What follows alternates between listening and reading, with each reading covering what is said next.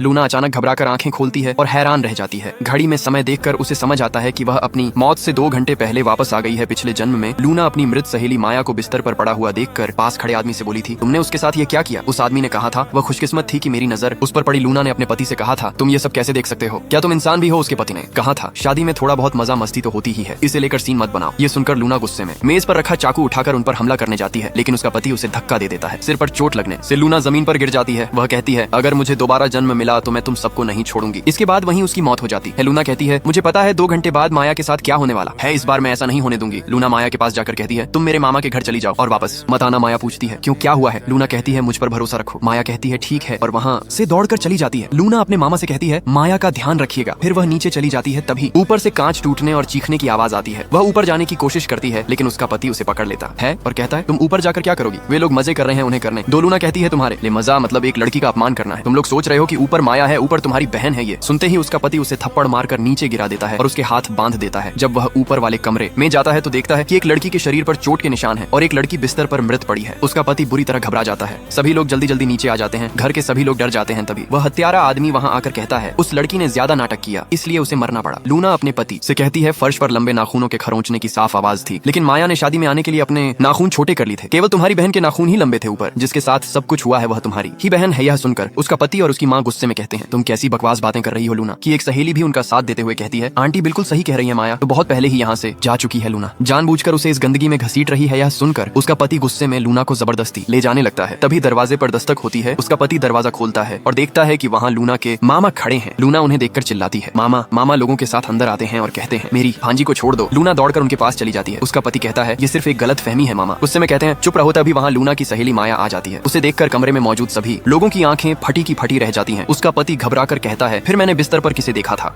इस फोटो के लिए लाइक सब्सक्राइब करें।